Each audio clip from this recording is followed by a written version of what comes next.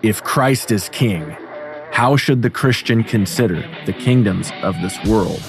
What does the Bible teach us about human authority and what it means to love our neighbors and our enemies? Before we render unto Caesar what is Caesar's, let's know what it means to render unto God what is God's. This is the Biblical Anarchy Podcast, the modern prophetic voice against war and empire. Hello, everyone. Welcome to another episode of the Biblical Anarchy Podcast, a project of the Libertarian Christian Institute and part of the Christians for Liberty Network. This week and every week on Biblical Anarchy, we seek to live counterculture to the empire of man and to instead seek the kingdom of God by unpacking what the Bible teaches about government, authority, and human relationships. I am your host, Jacob Winograd. So for today's episode, going to do a couple different things here.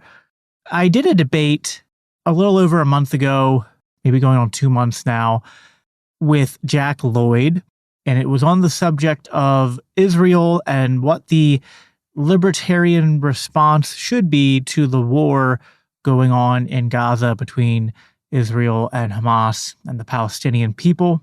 And I do want people to go watch that debate if they haven't. I think that it was a very good and productive dialogue, even though I disagree with Jack on, some of the details of how we describe the history and how we should analyze this current battle that's going on.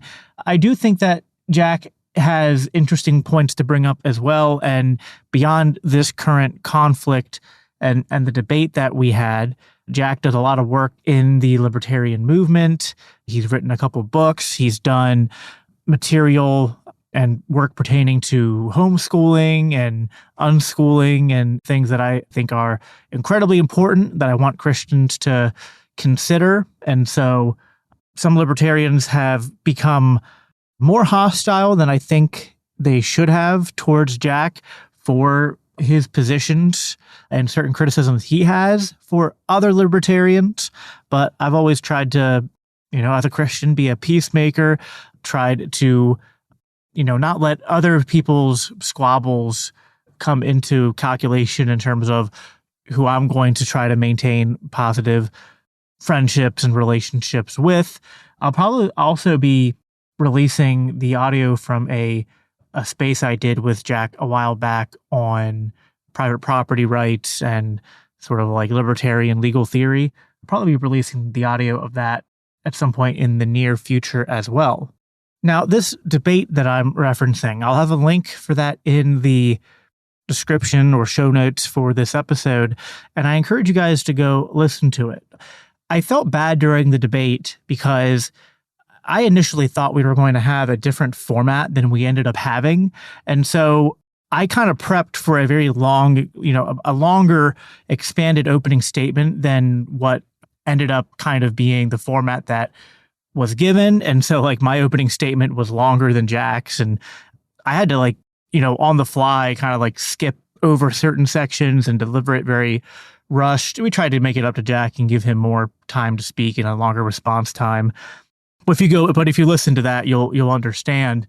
But I wanted to actually take this opportunity to read my entire full, expanded, original opening statement in its entirety, and to deliver it in a just a more stop and go fashion where I'll be reading it and then I might at certain points stop reading it and offer some additional commentary.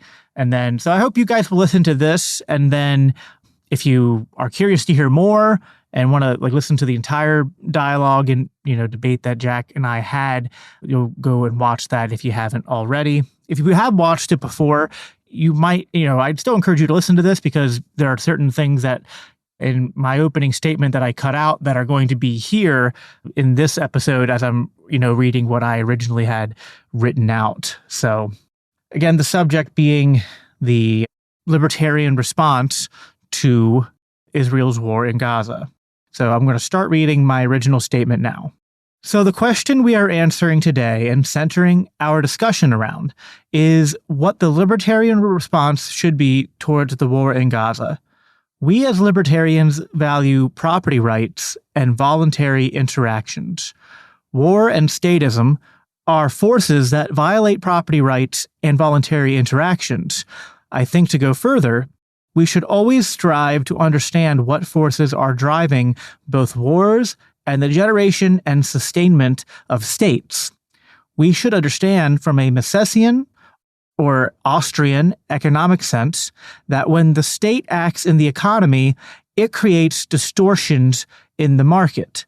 So I'll pause here. Libertarians listening to this will know exactly what I'm talking about.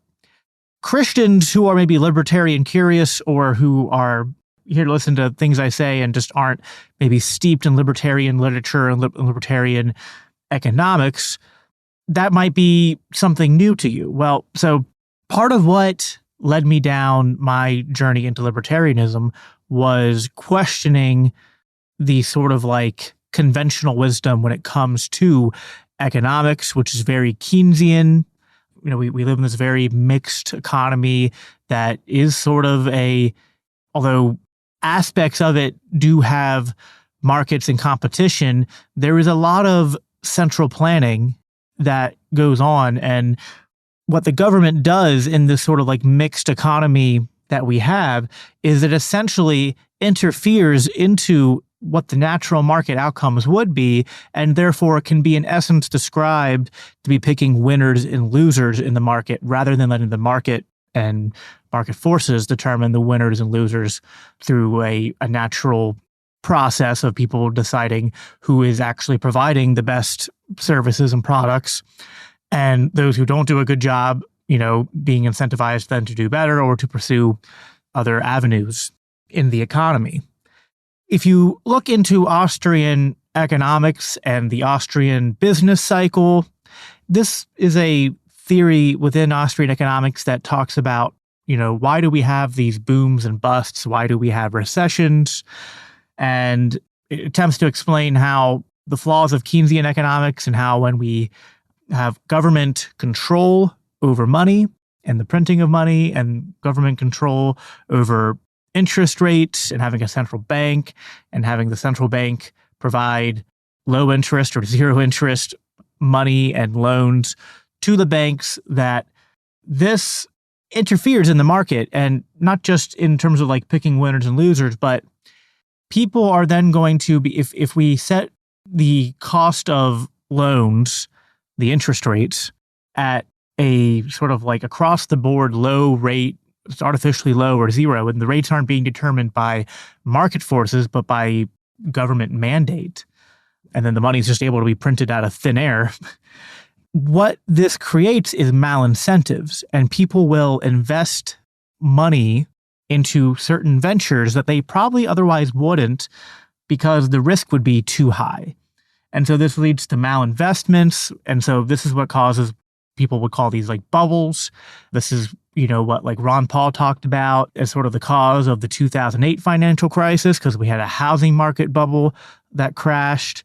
And so I'm giving kind of a general overview here, and I would encourage people who are not familiar with this to look into it more because this is very important. I'd recommend listening to Tom Woods, to Bob Murphy, checking out the Mises Institute, and those would be good places to start to understand Austrian economics and the Austrian theory of the boom-bust cycle. The role the Federal Reserve plays into this. But as it pertains to this conversation, the reason I brought it up, what I just said, is because that the same ways that libertarians generally agree and understand that when government has control and interventions into the economy, it leads to malinvestments and leads to bubbles. I'm going to use that as a point of comparison. So anyway, so that's just a little bit of explanation there for the non-libertarian listeners. I will now pick back up where I was in reading my statement. So the last thing I had read was that when it acts in the economy, it being the state, creates distortions in the market. When it uses military force in ways that don't adhere to the non-aggression principle, respecting self-ownership and rejecting the initiation of force as a violation of the former, it similarly creates distortions in the market of human relationships. Now, again, what do I mean here? So the founder of Austrian economics is Ludwig von Mises, and Mises wrote a book called Human Action. And sort of like the basis of this is the idea that the basis of the economy is human action, that humans act based upon, like economic calculations that are like, them looking at where they want to be compared to where they are at now, making a subjective value judgment for, things they're going to do. And if you look into this, you'll understand this expression where a lot of libertarians say that actually, everything that happens in society is, in a sense, within the study of economics. Economics isn't just the stock market or isn't just looking at graphs of supply and demand, but like everything that happens in the realm of human interaction is to varying degrees and in varying ways in the study of economics, because it's, the economics is like the study of human action in a way. And so I'm making kind of my opening statement starting by establishing how libertarian theory and economics applies in analyzing not just what people are trading and the cost of certain goods and services and the investments paying off or not, but that also economic factors play into other areas of human interaction, and that as the state can create distortions in the realms of human interaction in terms of the things that we traditionally think about in terms of economics, this is true in terms of also the relationships between different communities and different nations as well. And also creating malincentives in the economy can affect human relationships. And so this is all very much related and tied together. So we'll keep reading here. These distortions create bubbles that burst in similar ways to what happens when markets crash. We often label these bursting bubbles when people push back predictably against state military operations blowback. What I mean here is that when we have crashes in the economy these are from malinvestments, which create, bubbles that then burst, and that this is very similar to what's happening in the realm of human interactions and in foreign relationships between different peoples and different nations, is that, the equivalent to bubbles in the realm of foreign policy analysis is blowback, is what we would call that. This is one of the lessons that Ron Paul taught us and woke many Americans up to the truth in regards to America's involvement in the Middle East for decades, which led to September 11th, the blowback in that case. My contention is that the situation in Israel isn't fundamentally different. It's a situation of historical aggressions by state actors that led to a tipping point where violence escalated from the victims, blowback as I've said. There's usually no issue when applying these principles to the American government and its military operations, foreign policy, at least in libertarian circles.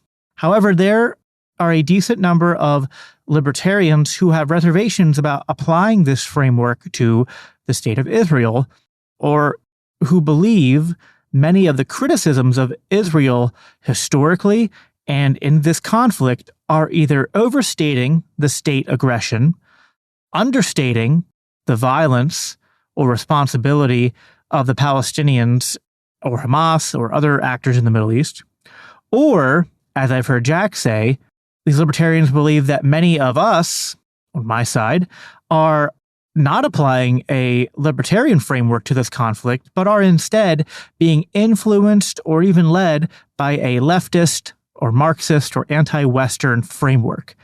Jack has been openly critical of people at the Libertarian Institute and antiwar.com, as well as other prominent voices in the movement as well. If I were to steelman Jack's arguments, as I've read and heard them, it's all of what I've said above. And to add to that, his position is that while Israel is a state and all states violate liberty and individual rights, too many libertarians are making Israel out to be a great or the greatest evil force in the world while providing cover to the evils present in extremist Islamic groups or countries. I disagree with Jack, assuming I've characterized his positions accurately. By the way, if you listen to the debate, Jack agrees that I've steel-manned his position fairly well. If I'm wrong, Jack can clarify, we can adjust, but I'm going off what I've read and heard. Here's a summary of why I think Jack is wrong and what I believe is true.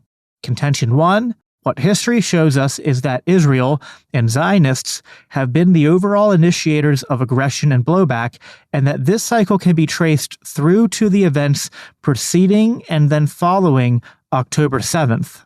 Contention 2, even leaving history aside, the recent history to present day paints a bad picture for Israel, as it seems easy to demonstrate that October 7th was blowback for specific policies of the Netanyahu administration, and these policies were simultaneously enforcing concentration camp-like conditions in Gaza, while intentionally empowering Hamas to stay in power to halt progress towards peace. And contention 3, Israel is assisted largely by the United States, and Israel's influence over United States politics has a lot to do with a lot of the violence and wars going on in the Middle East and elsewhere, both in the past and today. And so it makes perfect sense then for libertarians to give Israel special attention and criticism, while also calling out other conflicts and acts of aggression going on in the world. So let's go point by point.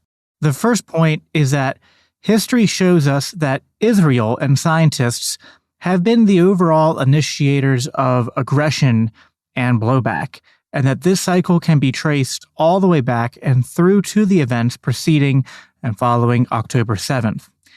I'm going to give this point the least amount of time only because it would be too much to go through the entire history of Zionism in the late 1800s through World War I into World War II and the creation of Israel into today.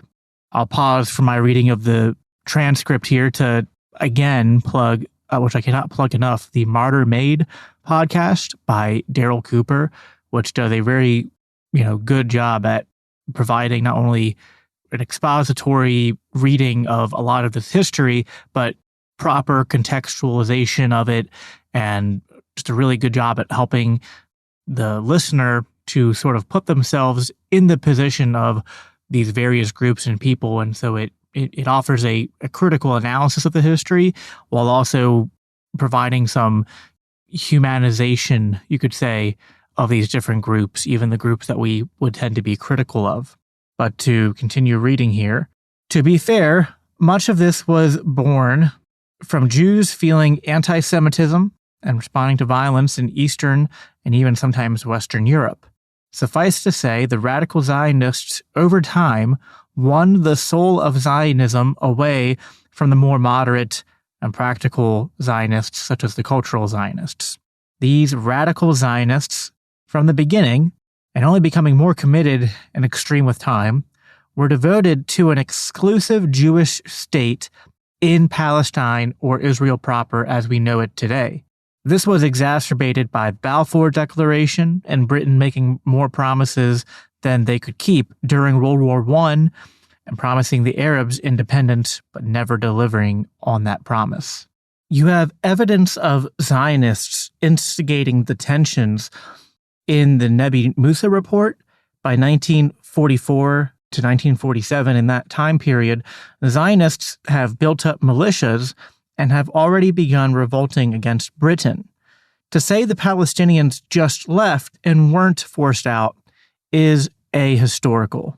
And certainly many have easily traceable and verifiable property rights claims that were violated. After the establishment of the State of Israel and then the taking of more territory in 1967, we can see, and there are quotes galore from Israeli officials themselves, that the intention was to push these people out, to create their majority Jewish ethnic state. That they didn't kick out all of the Arabs wasn't for a lack of trying or desire to. I'll end there. Like I said, this could be a time suck if we spend too much time on it, but understanding some of the basic history is necessary to contextualize the feelings Palestinians have towards Israel and the Zionist Jews. The recent history, then, is the second contention, and the recent history, even by itself, to present day, presents a bad picture for Israel, as it seems easy to demonstrate that October 7th was blowback for specific policies of the Netanyahu administration. And these policies were simultaneously enforcing concentration camp-like conditions in Gaza while intentionally empowering Hamas to stay in power to halt progress towards peace. This claim is best supported by a piece written by Scott Horton and Connor Freeman on antiwar.com entitled Netanyahu's support for Hamas backfired. To summarize, a staggering number of human rights organizations have described Gaza as being like a concentration camp or open-air prison since the end of the '67 war. And since then, the Palestinians have been denied having their own sovereignty or being included in a binational state with equal rights being guaranteed or protected. What's worse is that we know that Hamas's creation was assisted by Israel, and then Hamas was put into power by Israel and the United States. Why is that? Well, Israel has historically used Hamas to counterbalance the Palestine Liberation Organization, or the PLO, and prevent the unification of Palestinian territories under a moderate leadership.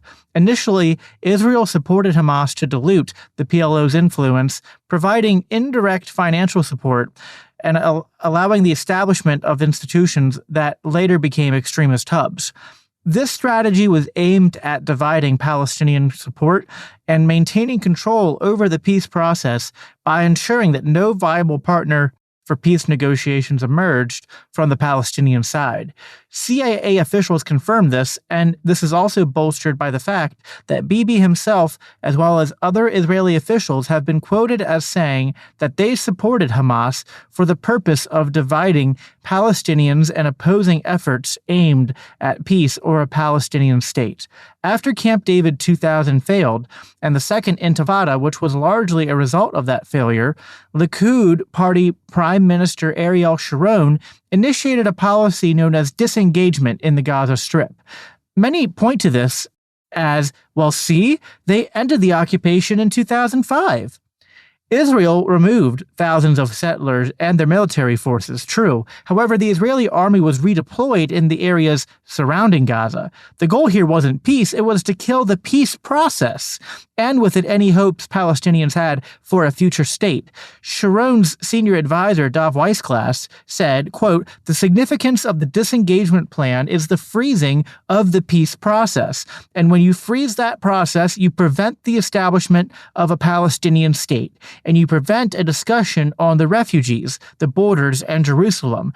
Effectively, this whole package called the Palestinian state, with all that it entails, has been removed indefinitely from our agenda. And with all of this, a U.S. presidential blessing and the ratification of both houses of Congress, the disengagement is actually formaldehyde. It supplies the amount of formaldehyde that is necessary so that there will not be a political process with the Palestinians. The disengagement plan makes it possible for Israel to park conveniently in an interim situation that distances us as far as possible from political pressure. It legitimizes our contention that there is no negotiating with the Palestinians. We educated the world to understand that there is no one to talk to, and we received a no one to talk to certificate. That certificate says, 1, there is no one to talk to. 2, as long as there is no one to talk to, the geographic status quo remains intact. And 3, the certificate will be revoked only when this and this happens. When Palestine becomes Finland. See you then, and shalom." Unquote. The military intelligence director Amos Yadlin commented on June 13, 2007 that, quote, "Israel would be happy if Hamas took over Gaza because the IDF could then deal with Gaza as a hostile state," unquote. He also dismissed Iran's influence over Hamas. Quote, "As long as they don't have a port," unquote, "it's something that Israel can handle." There's evidence Israel and the U.S. helped contribute to Hamas winning the 2006 elections and seizing control of Gaza. And then it's just well-known fact that despite official denials, that Netanyahu continually worked to make sure that money would be funneled into Gaza to support Hamas specifically. If Hamas was so bad, couldn't Israel and the U.S. have pushed for another election? Condoleezza Rice insisted on these elections. Hamas takes over, and it's clear that this was the goal. Here are more quotes supporting this claim that this was the strategy of the Likud and Netanyahu. This one from Netanyahu himself. Quote, anyone who wants to thwart the establishment of a Palestinian state has to support bolstering Hamas and transferring money to Hamas. This is part of our strategy to isolate the Palestinians in Gaza from the Palestinians in the West Bank. It is impossible to reach an agreement with them. Everyone knows this, but we control the height of the flames. We also have Bezalel Smotrich, leader of Israel's religious Zionist party and current finance minister, was even more explicit. When he was asked by an interviewer about the danger of Hamas, Smotrich replied, quote, the PA is a liability and Hamas is an asset. On the international playing field, in this game of delegitimization, think about it for a second. The PA is a liability and Hamas is an asset. It's a terrorist organization. Nobody will recognize it. Nobody will give it status at the ICC, the International Criminal Court, and nobody will let them push resolutions at the UN, causing us to need an American veto. I'm not sure at all that given the current situation, given the current fact that the central playing field we're playing in is international, Abu Mazen is costing us serious PR or political casualties, and Hamas in such a situation would be an asset. I don't think we need to be afraid of Hamas. Likud member Galet Atbayron approvingly wrote, quote, we must say this honestly, Netanyahu wants Hamas on its feet, and he is ready to pay almost any incomprehensible price for this. Yanatona Orich, who was a Likud campaign manager and advisor to Netanyahu, agreed that Netanyahu succeeded in disconnecting between Gaza and Judea and Samaria and effectively shattered the vision of a Palestinian state in those two areas. Part of that achievement is linked to the Qatari money that comes to Hamas every month, unquote, which is what Netanyahu is talking about when he's saying we must make sure that Hamas gets its money. So there are many other quotes that I had in my transcript debate. I didn't share even half of the ones I just shared now in my original opening statement, and I've read to you about half of them now, and I have more that I could continue to do. I have a quote from Erez Tadmor, who was another Likud campaign advisor. I have things that were written about in the Jerusalem Report. So I will have in the show notes a link to sort of a list of quotes that you can go and read. And honestly, a lot of these came from the article I referenced by Scott and Connor. So that's a good place to look to find a lot of this. A lot of where I'm getting my information is from the fine work that those at Libertarian Institute and antiwar.com have done.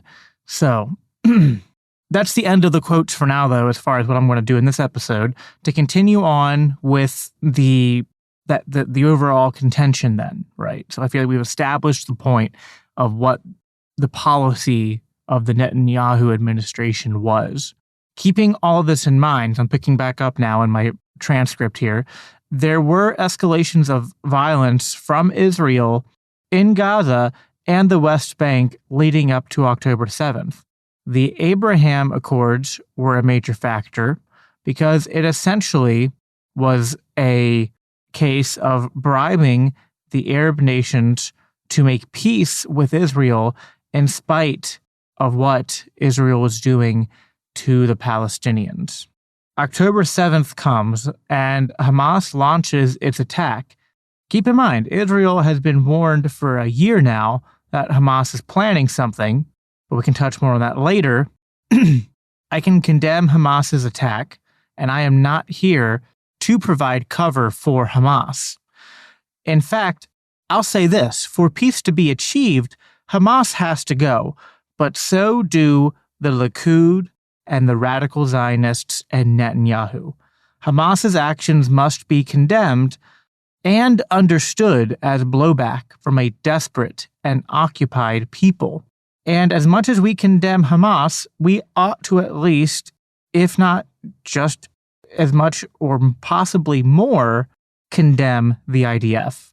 Now, as bad as October 7th was, there is some haze of war and some propaganda and what I would call outrage porn that went around and is still going around regarding the events of that day. And just as much as it's important, as I've laid out, to understand that history did not begin October 7th, going all the way back to the creation of Israel, to even the escalation of violence in the weeks before that, including, like a 3-day bombing campaign that happened in Gaza. Now we need to be talking about post October 7th, just to kind of like contextualizing what actually happened. As more facts get reported, certain narratives need to be dropped or amended. Many of the Israeli civilians and soldiers who died that day were not killed by Hamas, but by Israeli forces themselves, both as a result of friendly fire and the controversial military policy known as the Hannibal Directive. The policy dictates it is better for Israel to kill its own soldiers or civilians rather than allow an enemy to take them captive. In addition to that, Israeli forces used heavy weapons, including attack helicopters, tanks, armed drones, to bomb military bases and residential homes in which Hamas fighters had barricaded themselves, killing the fighters, Israeli soldiers, and civilians in the process. According to a list of victims compiled by the liberal Israeli newspaper Haaretz, 792 Israeli civilians were killed, 59 police, and 368 soldiers during the course of the fighting on October 7th and the subsequent days. To determine how many Israelis were killed by Hamas and how many by Israeli forces would require a detailed and, more thorough objective investigation.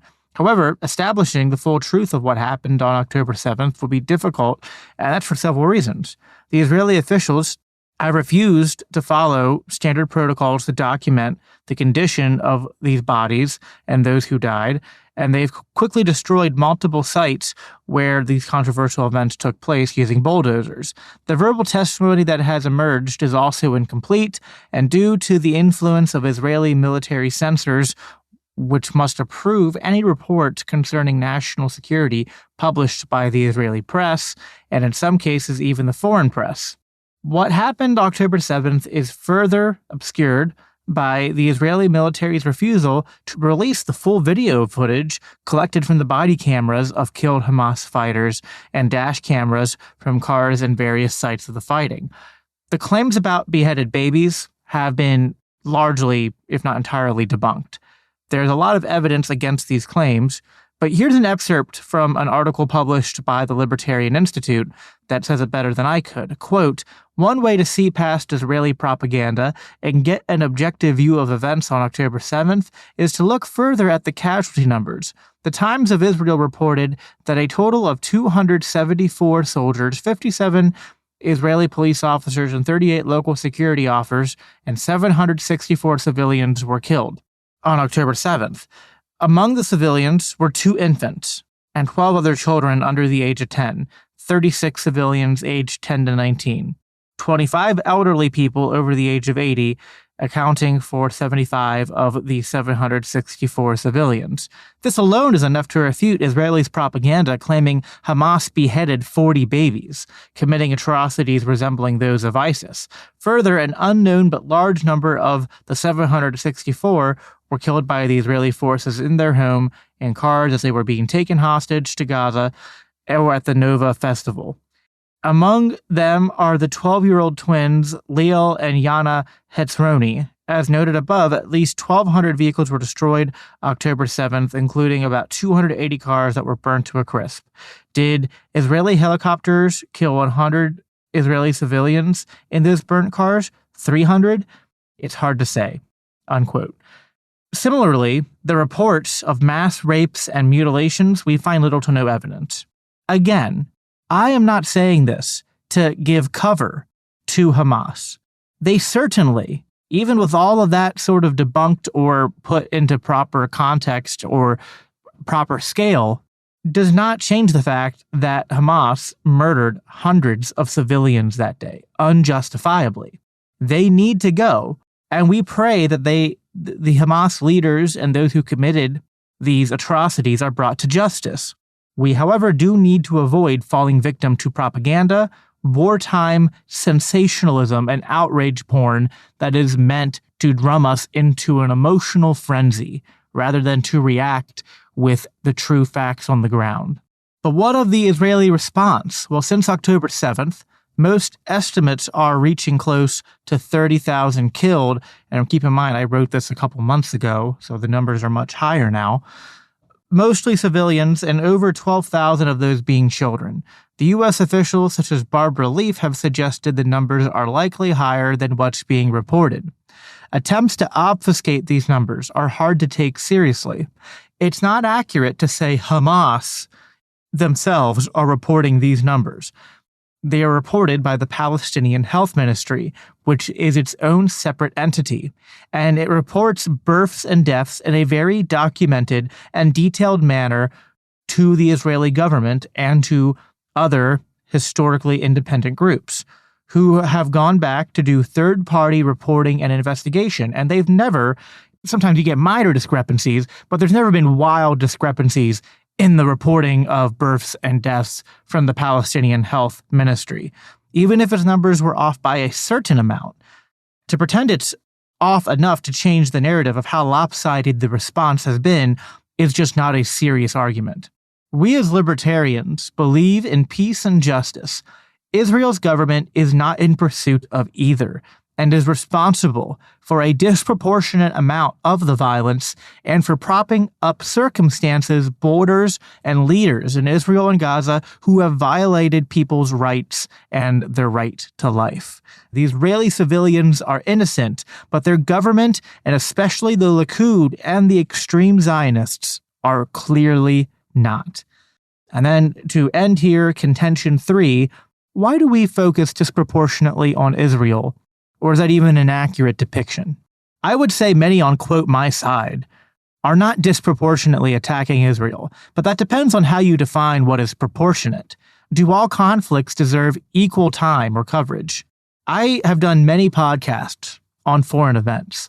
I have spent time talking about Ukraine and Russia and about China, not just Israel. And that's not untrue about others in the movement. Dave Smith literally became a meme for a while with how much he was talking about the genocide in Yemen on every show he did or was a guest on. I will grant Israel gets a lot of attention. This is warranted, however. Israel's role in affecting American foreign policy is hard to overstate. It's pretty clear that many of the United States interventions, such as Iraq War II, were committed in part, if not in majority reason, because of Israeli influence. Israel has historically received a disproportionate amount of U.S. foreign aid, and Israel and Zionism are sacred cows of the media and establishment. With all that said, while giving attention to other governments and abuses and mass murders around the world is something that we do and should do, there is plenty of good reason to give Israel a little extra pushback and scrutiny. I do not want to be hyperbolic or attack Jack, but I do think that the mass murder of Palestinians in Gaza is one of the most, if not the most, worst things going on in the world today. It's one of the most egregious violations of human rights, property rights, and human life. And it's being perpetrated by multiple states who are combined the most violent governments that exist today and have been that way for a while. Israel is in many ways an extension of American imperialism and domination around the globe. And it seems that many on my side, to many of us, that Jack and others are just excuse-making for the worst thing in the world right now. No libertarian theory says that you're allowed to mass slaughter innocent people or that our taxes should fund it. His point about it not being a prison because they have weapons, well, that isn't valid. Weapon and drugs get smuggled into prisons, and prison riots happen a lot. Are there more weapons and riots happening in Gaza? Sure, but that's because it's a prison with millions of people. The argument was never that Gaza is literally, in a literal sense, identical to a U.S. prison. The point is that they are surrounded, and by every inch of their border, they have states pointing in at them with guns. Their trade, their airspace, sea space, telecommunication, electricity is all also controlled by a foreign government. This is after the actual on-the-ground military occupation from 1967 to 2005. Let's put ourselves in the shoes of the Palestinian people, especially the ones who were born into these circumstances. Who wouldn't violently resist these conditions? So that is the end of basically what I had, my expanded opening statement. Again, some of this I wasn't going to present initially in the first place, and some of it I then had to skip because things got shortened. But so I also read it very slow and kind of pausing and, not rushing to do things in a certain time constraint here as I probably would, during a normal debate. I initially thought we were going to have like 15 to 20 minute opening statements, and then it got changed to 10, and there was just no way I could change that on the fly. So that's, I think, a good summary of sort of the case that I make to anybody, and to those who are libertarian or libertarian minded, who think that the criticisms of Israel are not warranted. I think I made a pretty good case for why it is. I will say I'm happy with how that debate went. Jack and I were able to find points of agreement, and the basic premise of my argument was that if we condemn Hamas, which we should, we have to also condemn the IDF. And I got Jack to agree with that. So I think I accomplished what I set out to accomplish in that debate or conversation. Not that I totally changed Jack's mind on everything, but this just goes to show, and I hope you go, if you haven't, you go watch or listen to that entire debate, which I'll have the links for in the description. I'll close on this. The point of why this matters then, not just for those of us who are libertarians and who care about liberty, but for Christians, is this just continues to bolster the case that I've made time and time again, which is that, we as Christians are told to live at peace insofar as it depends on us. And I'd say that a logical extension of that is that our leaders should be held to that sort of standard. There can be a just war theory, right? But the tradition of the just war theory within Christian tradition is that you need to exhaust options for peace and for peaceful resolution. And war is a last resort. And I just think it's very clear that the officials running the government in Israel and the officials and agents running the government here in America are not in pursuit of peace. They are in pursuit of their own agendas, and they view not just the Palestinian people, but they view many people, including many civilians here in America, as more or less cannon fodder, more or less just meat puppets, tax slaves, tax cows. We are not here to be protected. They're not public servants for us, but they view us as servants and means to their end. And so I think that it is important for us as Christians to be aware of what is going on in the world. And it is tough. Believe me, it is absolutely hard to keep up with all of this and to sort out fact from fiction, because there's propaganda on all sides of all conflicts, domestic and foreign. But I hope that if you're listening to this and you're a Christian and that you trust where I'm coming from and trust that I am putting in the work to vet this stuff, that you'll view this podcast as a resource to help you be more informed about the world. And this can guide our prayers, this can guide our discussions in our communities, and this can guide what we advocate for in terms of what should the American government be doing. We don't have much control over what happens in Israel if you're living here in America like I am. But we can tell our politicians, we demand that you stop sending billions of dollars to the state. We demand that you stop sending weapons to not just Israel, but to any state.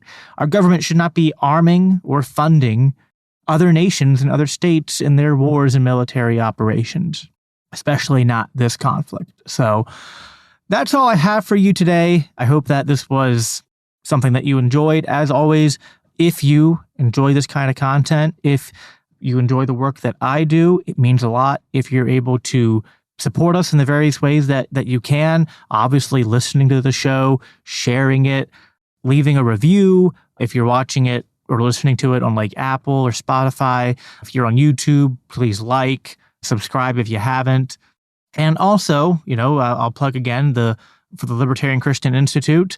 If you donate $10 or more a month, become an LCI insider, you get all sorts of bonuses and stuff like free books, free ebooks, discounts on merchandise and things like that. So you can find out more about that at libertarianchristians.com. That's all we got for you guys today. I will talk to you next week. Until then, live at peace, live for Christ. The Biblical Anarchy Podcast is a part of the Christians for Liberty Network, a project of the Libertarian Christian Institute. If you love this podcast, it helps us reach more with a message of freedom when you rate and review us on your favorite podcast apps and share with others. If you want to support the production of the Biblical Anarchy Podcast, please consider donating to the Libertarian Christian Institute at biblicalanarchypodcast.com, where you can also sign up to receive special announcements and resources related to biblical anarchy. Thanks for tuning in.